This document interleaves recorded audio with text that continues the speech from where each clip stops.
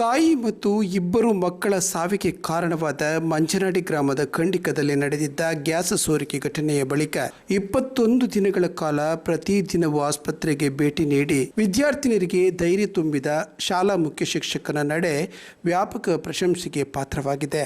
ನರಿಂಗಾನ ಮಂಟಪದವು ಸರ್ಕಾರಿ ಪ್ರೌಢಶಾಲೆಯ ಶಿಕ್ಷಕ ಸಂತೋಷ್ ಕುಮಾರ್ ಅವರು 21 ದಿನವೂ ಶಾಲೆ ಮುಗಿಸಿ ಸಂಜೆಯಿಂದ ರಾತ್ರಿಯವರೆಗೆ ಆಸ್ಪತ್ರೆಯಲ್ಲಿದ್ದು ವಿದ್ಯಾರ್ಥಿನಿಯರಿಗೆ ಧೈರ್ಯ ತುಂಬುತ್ತಿದ್ದರು. ಡಿಸೆಂಬರ್ 8ರಂದು ರಾತ್ರಿ ಮನೆಯಲ್ಲಿ ಮಲಗಿದ್ದ ಸಂದರ್ಭ ಗ್ಯಾಸ್ ಸೋರಿಕೆಯಾಗಿದ್ದು ಇದರ ಅರಿವಿಲ್ಲದೆ ತಾಯಿ ಕುಬ್ರಾ ಶೌಚಾಲಯಕ್ಕೆ ತೆರಳಲು ಲೈಟ್ ಸ್ವಿಚ್ ಹಾಕಿದಾಗ ಮನೆ ತುಂಬ ಬೆಂಕಿ ಆವರಿಸಿ ತಾಯಿ ಮೂವರು ಮಕ್ಕಳಾದ ಜುಲೇಖಾ, ಮಹತಿಯಾ, ಮಾಜಿಯಾ ಮತ್ತು ಮಾಹಿಜ್ ಗಂಭೀರ ಸುಟ್ಟ ಗಾಯಕ್ಕೊಳಗಾಗಿದ್ದರು.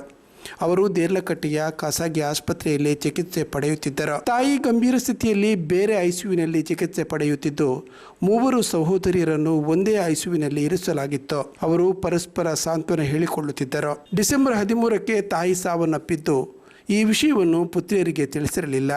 ಹಿರಿಯ ಸಹೋದರಿ ಜುಲೇಖಾ ಮಹತಿಯಾ ಡಿಸೆಂಬರ್ 26ರಂದು ಮೃತಪಟ್ಟ ವಿಚಾರವನ್ನು ಮತ್ತಿಬ್ಬರು ಸಹೋದರಿಯರಿಗೆ ತಿಳಿಸಿರಲಿಲ್ಲ. ಡಿಸೆಂಬರ್ 28ರಂದು ಮೂರನೇ ಪುತ್ರಿ ಫಾತಿಮತ್ ಮಾಯಿಜಾ ಸಾವಿನ ಸಂದರ್ಭದಲ್ಲಿ ಪ್ರಾಣಾಪಾಯದಿಂದ ಪಾರಾಗಿ ಚೇತರಿಸಿಕೊಳ್ಳುತ್ತಿದ್ದ ಮಹೀಜಾ ಅವರನ್ನು ಆಸ್ಪತ್ರೆಯಿಂದ ಬಿಡುಗಡೆ ಮಾಡಿ ಮಾವನ ಮನೆಗೆ ಕಳುಹಿಸಿದ್ದು ತಾಯಿ ಮತ್ತು ಇಬ್ಬರು ಸಹೋದರಿಯರು ಮೃತಪಟ್ಟ ವಿಚಾರ ಈಕೆಗೆ ತಿಳಿದಿರಲಿಲ್ಲ. ಎಲ್ಲರೂ ಗುಣಮುಖರಾಗುವ ವಿಶ್ವಾಸ ಅವರಲ್ಲಿತ್ತು ಎನ್ನುತ್ತಾರೆ ಶಿಕ್ಷಕ ಸಂತೋಷ್. ಮಂಟಪದವು ಸರ್ಕಾರಿ ಪ್ರೌಢಶಾಲೆಯಲ್ಲಿ 20 ವರ್ಷ ಪ್ರಭಾರ ಮುಖ್ಯ ಶಿಕ್ಷಕರಾಗಿದ್ದ ಆಂಗ್ಲ ಭಾಷಾ ಶಿಕ್ಷಕ ಸಂತೋಷ್ ಅವರು ವಿದ್ಯಾರ್ಥಿಗಳಿಗೆ ತುಂಬ ಆಪ್ತರಾಗಿದ್ದಾರೆ. ಆರಂಭದಲ್ಲಿ 300ರಷ್ಟು ವಿದ್ಯಾರ್ಥಿಗಳಿದ್ದ ಈ ಶಾಲೆಯಲ್ಲೀಗ 1300ರಷ್ಟು ಮಕ್ಕಳು ಓದ್ತಾ ಇದ್ದಾರೆ. 1300ರಷ್ಟು ವಿದ್ಯಾರ್ಥಿಗಳು ಓದುತ್ತಿದ್ದಾರೆ. ಸಂತೋಷ್ ಅವರು ಜಿಲ್ಲಾ ಉತ್ತಮ ಶಿಕ್ಷಕ ಎನಪೋಯ ವಿವಿಯಿಂದ ಉತ್ತಮ ಶಿಕ್ಷಕ ಪ್ರಶಸ್ತಿಯನ್ನು ಪಡೆದಿದ್ದರು. ಈ ಮೂವರು ವಿದ್ಯಾರ್ಥಿನಿಯರನ್ನು LKGಯಿಂದಲೂ ಇದೇ ಶಾಲೆಯಲ್ಲಿ ಓದಿಸಲಾಗಿತ್ತು. ಪ್ರತಿದಿನ ಸಂಜೆ ನಾನು ಆಸ್ಪತ್ರೆಗೆ ಭೇಟಿ ನೀಡಿದ ಸಂದರ್ಭದಲ್ಲಿ ನೋಟ್ಸ್ ಮತ್ತು ಪರೀಕ್ಷೆ ಬಗ್ಗೆ ಚಿಂತಿಸುತ್ತಿದ್ದರು.